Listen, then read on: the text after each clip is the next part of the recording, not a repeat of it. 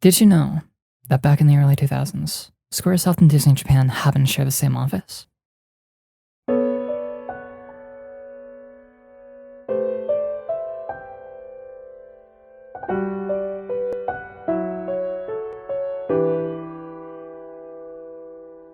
After a chance elevator pitch with the Disney executive, Final Fantasy producer Shinji Hashimoto began to openly discuss the concept of a game with the scale and exploration of Super Mario 64, citing that it would feature characters as popular as Disney to rival Mario.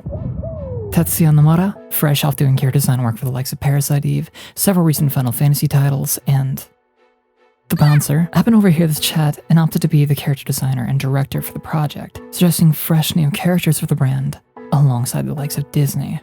There were original drafts that were centered around Disney's Animal Kingdom theme park, but without the rights to use the IP, Nomura was simply left with the concept of Kingdom.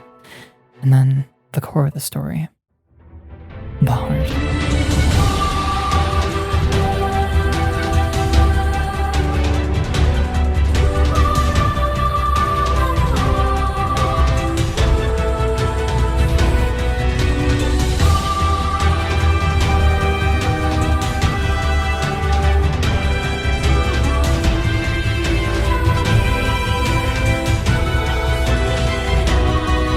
Collaboration set to link both a Japanese and Western audience, and it somehow did. The game roused critical success, massive sales in both regions, let alone globally, being one of the top 3 best-selling video games in the US in 2002, and by 2006, 5.6 million copies worldwide. And by 2022, the series as a whole has sold over 35 million copies. There are almost as many people who played Kingdom Hearts on this planet as there are Canadians. And those are half of the total sales numbers of the Smash Bros. Franchise. And of course, that's why I wanted to revisit Kingdom Hearts, one of the first Japanese games that I had ever played. Even if you don't know me, especially after that long-winded hiatus, I think it's been 6-7 months now. I love children. You can take one good look at me and see that I am stinky, otaku, trash. So yeah, this is part of my downfall. That being said, 2004 to 2022 is a pretty strong gap. I gave it a replay back in high school, 2016, with mixed to negative feelings. I was pretty critical on any game whose combat wasn't on par with Devil May Cry, but I feel like I've softened, grown a broader perspective, and gained far more realistic standards. Who are you, lazy bum? I knew that I'd find you snoozing down here. So I have to ask, is Kingdom Hearts still good?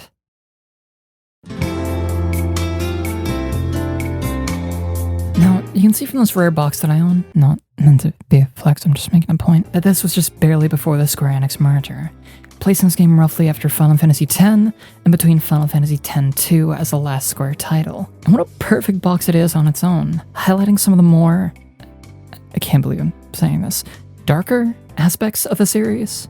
Immediately establishing the heart iconography as a beacon of light and this dark and gothic rendering of Traverse Town. This was the exact thing that made me beg my mom to pick it up for me back in the day, despite the fact it had this goofy motherfucker slapped on the front. Just goes to show, Square knew how to market this game to edgy alt kids of the early 2000s.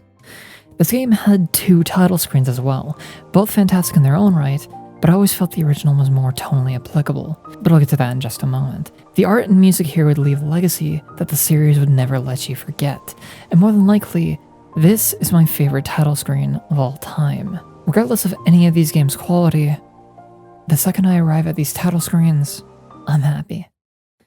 I have to go, shut the fuck up!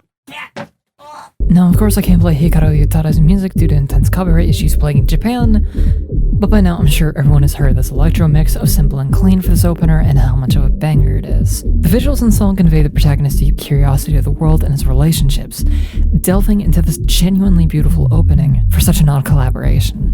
This opener is just as fantastic as it was back then, with Square still being hailed as the pinnacle of CGI at the time, even in a pre-Advent Children world, and showcasing Nomura's dreamlike presentation and more symbolic-based storytelling. See, while there are concrete characters, that being a mix of Nomura's OCs, Disney characters, and the occasional Final Fantasy cameo, the majority of the series serves more as simple metaphors, and I guess in a way explains why the series can be so hard to follow at times. But Before we're even introduced to this cast, we're presented an elaborate opening, a tutorial taking place entirely in this dreamy black void with nothing but our protagonist fighting these shadowed creatures, all atop these church-like stained glass towers, playing out this incredibly eerie gothic theme. As our protagonist says, "Is any of this for real or not?"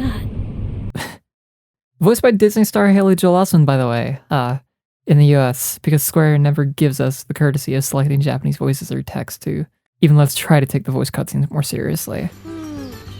私はここで幸せだから。そうか。でもね、見てみたいって気がするな。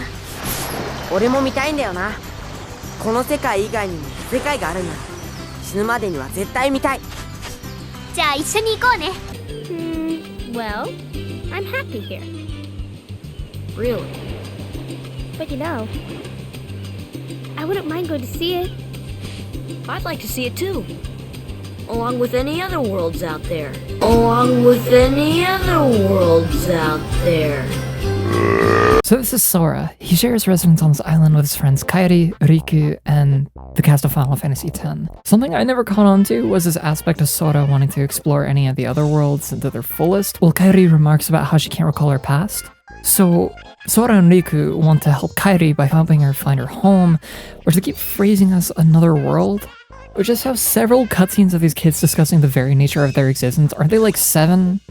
Wait, they're 14? Wait, no, they're 14? My balls are up at 13. Again, I get the impression Nomura wanted to feed purely into symbolic narrative. Thoughts and feelings humans can't quite explain, but we try and rationalize anyway and attach to visual metaphors and stray thoughts of consciousness.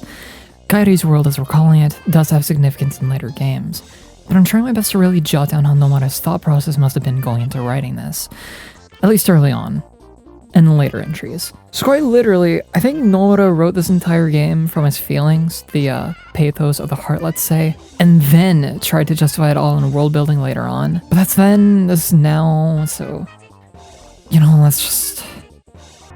How am I already getting mentally fatigued writing this script? One thing I will say though, I actually really like how these characters' names are Japanese. They get that firm merger of Japanese and Western iconography and culture at times, which is something I can really appreciate in a world where so much gets changed in modern localization. So I was playing Smash in Japanese recently, right? I noticed Pyra and Mithra had different names. Sure, Pokemon and Animal Crossing characters did as well to form different wordplay that makes more sense to, let's be honest, Western children. Shitsue, for example, was changed to Isabelle. And yeah, in a lot of these cases, I actually would say these are good examples of good localization. What's wrong with Homura and Hikari? I get the correlation between fire and light, but what purpose does changing their names serve when characters like Rex and Shulk retain their original Japanese titles? Which, should I mention, utilize katakana, so their names were Rexu and Shotoku. The Kingdom Hearts game got to keep their names. It's Sora, Riku, Kairi, not Sky, Land, and Separation. But as soon as we get comfortable here, we get introduced rather bluntly into the Disney side of things, warped into a Final Fantasy rendition of the Magic Kingdom. Imagine just being handed the disc for this game back then, like not even the case, just the disc, playing through this completely blind and just— Is that fucking Michael Mouse? Why does he know Squall? Why does he know Squall?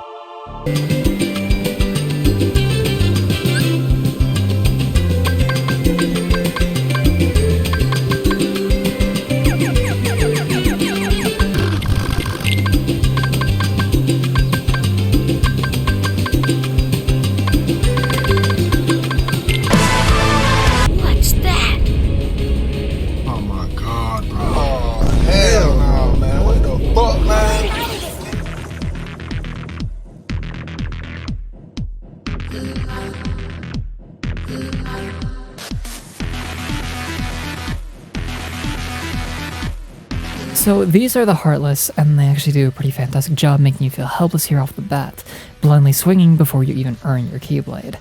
The name is as it suggests, and they serve as your central threat and core design philosophy that makes this game's enemies so fucking good. Now, Kingdom Hearts can put a lot of people off with their character designs, namely with the zippers or the whole massive shoe thing, something that was meant to convey the visual analog to Mickey that flew over most people's heads, myself included. And generally, a lot of people in the West just straight up get put off by anime for one bias or another. But I think everyone can agree that the Heartless are the perfect enemy designs and soul link that make an anime boy like Sora standing toe-to-toe with characters from, let's say, Wonderland or Agrabah less jarring. The weave back and forth between being actually threatening or just straight up adorable, all with the core trait of black flesh and glowing yellow eyes, all of which fitting each world's theme and culture and being an endless pool of creativity, and by far Nomura's greatest creation in this franchise. Out of the, from what I counted, 478 total Heartless designs across the franchise, not including characters possessed by the Heartless and more humanoid ones, there is bound to be a heavy amount of designs that will appeal to anyone. And they might legitimately be my favorite enemy force in any game I've played personally. Yeah, sure, I love the 7 Hells from Devil May Cry and how they act as temptations Dante must face in his coming-of-age story. The various depictions of deities and myths and Shimagon Tensei is always engaging to discover and learn about. The viral infections of Resident Evil share an endless pool of ideas centered around the various viruses themselves. And Disgaea has by far one of the funnest depictions of JRPG classes I've ever seen. But do they have monkey? You know what's also just hitting me? I didn't even mention what the fuck a Keyblade is. Now, in terms of lore, they might as well be dumbed down to Nomura's takes on lightsabers. Long-winded discussions on how wielders can either save the world or bring destruction to it, vague descriptions about how every wielder has mysterious power, etc., etc., etc. Really, it's a visual metaphor for unlocking the doors to new worlds, and just an excuse to have some out there sword designs, and worked as a strong icon for the franchise. What gets to me though is how every single key is modeled after a real-world type of key. Nomura had to sift through every single key for every single kind of luck just to make sure every single blade was unique, and that aspect of them is kind of insane to me. Here's a look at some of my personal favorites aesthetically. So, after getting to Traverse Town, the world that only appears when someone has lost their homeworld in need of shelter, we hit the core plot of the game. Sora wants to reunite with Kairi and Riku, and his partners, by circumstance, end up being Donald and Goofy, who need to reunite with the King Mickey. And now, I can actually dig into the meat of these things. And so, the first thing that comes to mind when I ask myself, was this game actually good? Was the gameplay? Well, no and yes. I decided to make a scaling graph of the point from which the game actually gets really good, and just very, very steady. There does come a point where the gameplay is fantastic, but ultimately, that's only by the end of the game. Which is like, maybe the last 2 or 3 zones, I'm thinking. The biggest criticism I've heard about this game is that it's too mashy. Admittedly, yeah, it feels that way in the first part of the game, depending on how long it takes for certain abilities and magic spells to roll in. But gradually you gain some magic carried over from the Final Fantasy games, along with my favorite aspect of the series, the abilities. Now, I've only seen this concept outside of Kingdom Hearts through games like Nier Automata and God Hand, where you have limited slots to insert certain skills and buffs as you go through the game, really letting you shape your own path and gameplay experience all your own. But it's something I really hold close to my heart. I adore a strong combo system structure, sure, but being able to personalize your moveset is another layer of depth that can excel a game's replay value tenfold. So while someone may want to prioritize a long set of combos, you could actually sacrifice some of those moves, even strategically, for some tighter combo strings, parries, dodges, buffs, whatever you feel works best for your playstyle. The spell system in and of itself is fun too, I gotta admit, but the ability to create shortcuts is what really ties us all together. Though I can't help but feel like I wish I had more MP to chain together magic combos, but that's probably on me for opting for a more balanced build. You know, whenever it wasn't a, let's say, You want to smash in your head with a big rock. build. A clever thing I actually never caught onto when I was younger was how subtle this tech system was, by the way. For every single parry, elemental counter, or weak point hit, you actually get additional XP. JRPGs are prone to grinding, and you know, that's all well and good. I'm not a donkey about it, so I have patience. The key to why I love this system is why you wind up feeling rewarded for excellent play. Quite literally, earning more experience for showing how experienced you are. So is Kingdom Hearts a mashy mess? Not necessarily. I wouldn't say I had a bad experience even with the bare bones moveset early on. The tech and gradual abilities incentivized me to experiment more with what I'm handed, and made me admittedly more excited to earn more moves than I was to see the Disney worlds. Which, yeah, I'm sure you're wondering how I actually feel about the Disney side of things, and painfully okay. Why don't we just have an even split between Disney worlds and even, individual Final Fantasy worlds? Could you imagine traveling to the industrial heaps and cyberpunk cityscapes of Midgar? I would love nothing more to run through Alexandria again. Hell, I'll even take Spira, I didn't play 10. That one school from Final Fantasy 8 too, that'd be fun. I just wish actually running and progressing through them didn't revolve around so much back and forth backtracking just to get around. And I gotta say, that is like the only thing I outright hated about this game, was the backtracking. A lot of the times, this game can suffer from absolutely vague directions and repetitive level design. And I could honestly tolerate those if not for the fact that even when you know where you should be going, the game refused to let you go out of its hard sequence of events by talking to NPCs back and forth.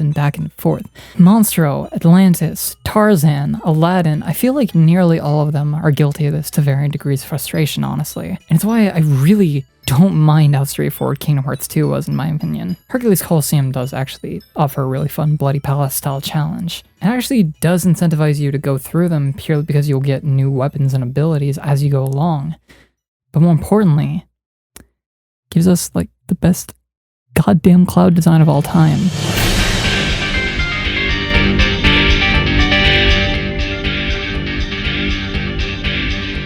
There actually isn't even a major reason for this look besides nobody wanted to include Vincent Valentine, but had to scrap him and just simply fuse Cloud's design with his. But it's just so fucking cool. This interpretation of the Buster Sword alone changed the course of my taste history.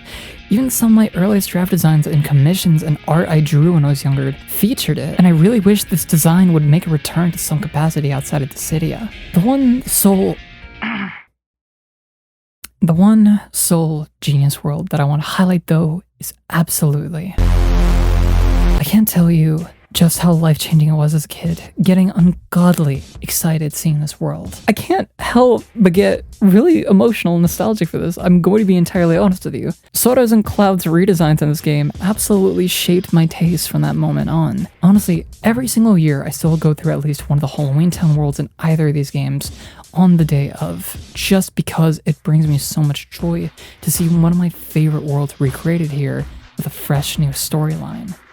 And it's a creepy one, right? Like, how eerie is it that to fit the theme, we have Jack and Dr. Finkelstein trying to create a live human heart to control the masses of Heartless, and said heart gets used to resurrect Oogie Boogie long after his death. The fact that even the Spiral Hill comes into play in this graveyard is just the icing on the cake. The fact that this world went so hard that even after defeating Oogie, becomes a Final Fantasy-esque super boss god, becoming part of Lock, Shock, and Barrel's treehouse, so you can take him down like it's fucking Shadow of the Colossus, is the absolute greatest seal they could have left on this world.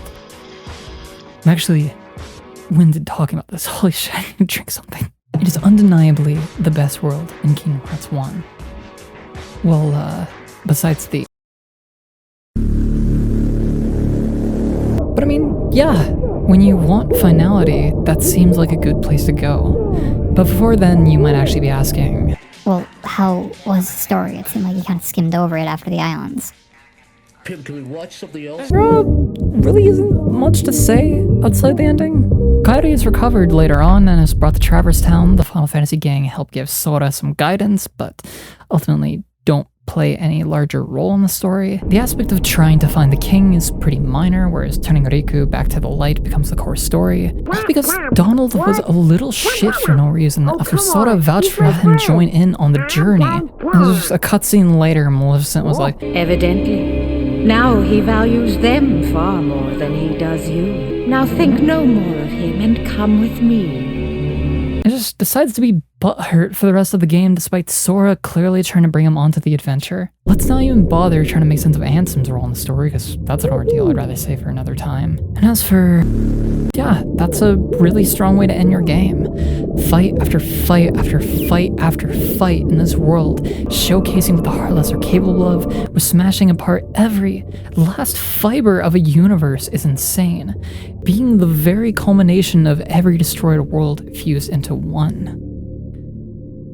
So, before all that happened, what were we ultimately left with? A pretty boilerplate children's story that does pose some engaging concept that it doesn't entirely land on both feet with, but I appreciate regardless. Underdeveloped characters who are also pretty stupid, and tons of worlds with a ludicrous amount of backtracking and evident signs of stretching the budget as thin as they could to try and maintain a pseudo open world 3D 30 to 40 hour JRPG experience. And yet, it's coupled with gameplay that has you going from feeling incompetent and janky to feeling experienced and tactical. Character and enemy designs wholly unique to itself from a truly imaginative director who managed to capture the intention of both an Eastern and Western audience. Music and atmospheres that capture a powerful energy that no matter how stupid the plot is, can still get you motivated. Like, I can't believe I didn't even talk about Yoko Shimomura's music more, despite how important the soundtracks are to its legacy. An actually really evolutionary title for Square and the gaming landscape as a whole that would go on to sell millions and raise debates for years about whether turn-based gaming is even necessary. I guess I could honestly say, yeah, Kingdom Hearts is still good. It's in no way flawless, and I've said it 1,000 times that Kingdom Hearts 1 walked so that Kingdom Hearts 2 can run. But I'd be a liar to say I didn't enjoy my time with it, even at the worst of times. And yeah, I think I could also say Sora has definitely earned his place for being such a big deal as what might just be the final Super Smash Bros. Character of all time. That is if Nintendo will just let Sakurai rest for once. I love too how Mario inspired Square to try and create a game to dethrone him. And now in the modern day, millions are screaming from the sight of them shaking hands. Honestly, I'm starting to feel more open-minded to tackling all those weird handheld titles I've never even touched sometime. But for now, let's just keep it simple and clean.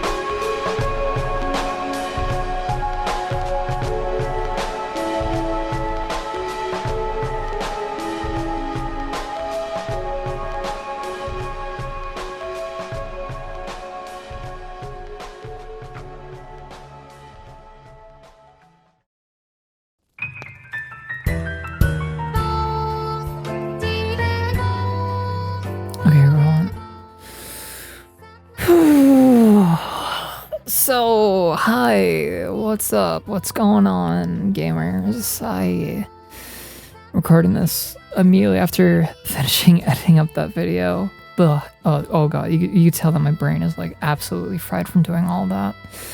So, I set a personal deadline for myself, and hey, I met it. Once I was done recording all the footage, which sadly took longer than I would have liked, but you know, that's how it is with the JRPGs. It's been a doozy. It's been 6 to 7 months since I've been on hiatus, so it took a lot of like getting back into the groove, and I feel like more than anything I've completely reinvented the way that I edit videos, script write them, and even like my tone to a certain capacity. But I'm still really trying to work on, you know, a lot of my inflections, my sort of like tone of voice, and I completely reorganized every single folder in my computer. I started building up an audio database, a footage database, a bunch of stuff like that, so I'll be able to make videos more consistent. I'm very exhausted, I'm gonna be honest with you. So I'm just gonna go on my day, my night. It's like 6 o'clock at the time of recording this. I'm just gonna upload this to you guys, and I hope you had a good one. Oh yeah, right. I gotta read some Patreon names. I still gotta adjust that. I gotta adjust the entire Patreon side of things. That's still a mess. Thank you so much to Anna, Actually Stoked, Artist Grimm, Casey Miranda, Cyanide Scourge, Ethereal, Garrett Gage, Mr. Grunch, Nishiko, love you, Omniker, the Pizza He-Man, and Pep21. But you said to pronounce it Pepsi. It's been a hot minute. I'm sorry. Yeah, I'll see you guys in the next video. I'm gonna take a nap. I'm thinking I'll take a nap.